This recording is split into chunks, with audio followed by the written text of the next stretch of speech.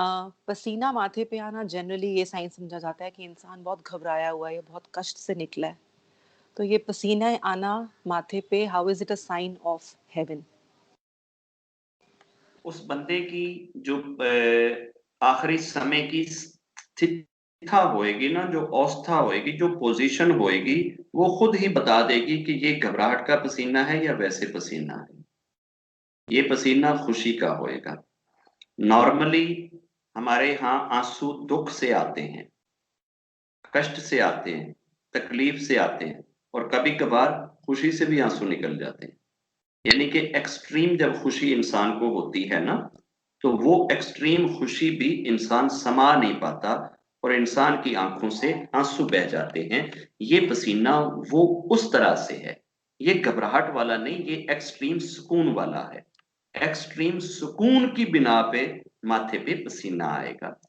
दूसरी रही चीज कि जिस बंदे को लास्ट ब्रीथ तक रब का ऐलान जरूर है कि वो लास्ट ब्रीथ तक, लास्ट सांस तक लोगों को माफी का दरवाजा खोल के रखता है, लेकिन भेड़े बंदे को तो 40 दिन पहले से ही इस हिसाब से वो फंस जाता है, उसको फिक्रें इतनी लग जाती हैं, उसको टेंशनें इतनी पड़ जाती हैं कि उसको माफी मांगना तो दरकिनार, उसको तो याद ही नहीं रहता।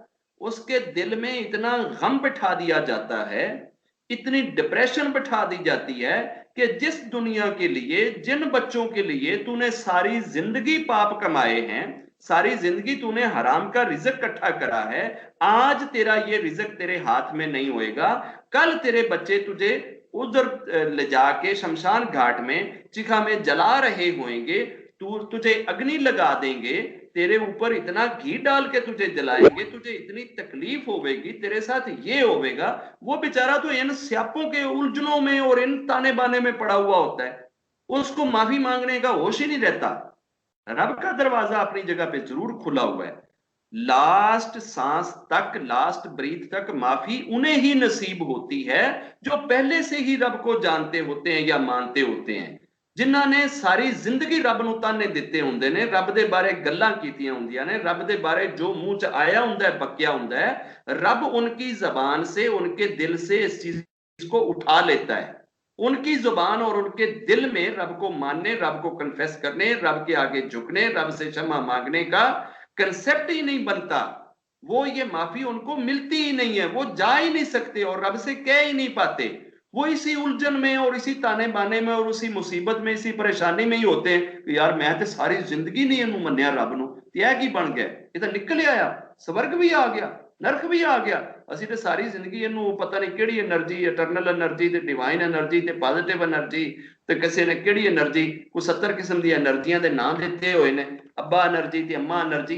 ये सब अब्बा एनर्जी और अम्मा एनर्जी कहने वालों का मुक्त होने का समय आप देखना, आपको खुद ब खुद पता लग जाएगा कि ये कहने वाले कितने सच्चे हैं। आपको कभी भी किसी महापुरुष के मुक्त होने का समय नसीब हो देखना, फिर आपको अपने घरों में अपने मामे चाचे तायों का मुक्त होना नसीब हो देखना, तो फिर आपको अंदाजा हो कि यार नेक बंदे में और बुरे बंदे में फर्क क्या है, बलीवर में और नॉन बलीवर में फर्क क्या है।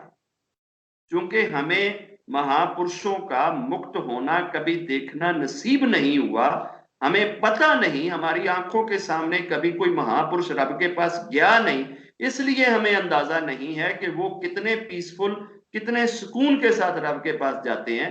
हमारे यहाँ तो मेजॉरिटी उन्हीं लोगों की होती है जिन्हां बेचारियां नूं आखिरी सांसां ते लाले पए हुंदे ने, या वो वैसे ही इन्नी दर्द विच हुंदे ने, इन्नी तकलीफ विच हुंदे ने कि वो आखिरी लम्हे ते आके ना दसण जोगे हुंदे ने, ना बोलण जोगे हुंदे ने, ना कुछ शेयर करन जोगे हुंदे ने, ना कुछ कहण जोगे हुंदे ने।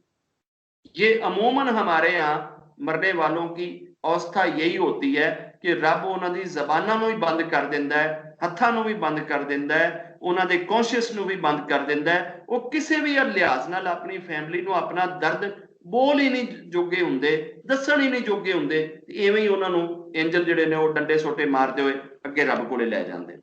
रब से पनाह मांगते हैं ऐसी मौत से, ऐसे दर्द से, ऐसी तकलीफ से, और रब से दुआ करते हैं कि हम सब का मुक्त समय जो है वो हल्का हो, आसानी वाला हो, रब पे विश्वास वाला हो, रब पे यकीन वाला हो, रब के दर्शनों वाला हो, रब के दीदार वाला हो। लास्ट समय में जिस बंदे ने अपनी सारी जिंदगी रब के लिए दी होती है और अपने रब को चाहा होता है, अपने रब को माना होता है, वो रब उनको मरते हुए, मरते दम अपना दीदार जरूर कराता है। और रब जब सामने खड़ा होता है, उधर रब के दर्शन हो रहे होते हैं, उधर यमराज जी अपना काम कर रहे होते हैं। तो रब के दर्शनों की वजह से, उसके दीदार की वजह से इसका पता ही नहीं चलता कि जान कब निकल गई। ये उन लोगों के इनाम हैं जिन्होंने अपना जीवन, अपनी जिंदगी, अपनी सांसें रब के नाम की होती हैं। और जो इसके अपोजिट होते हैं, रब ऐसी जिंदगी से सबको महफूज रखे। जय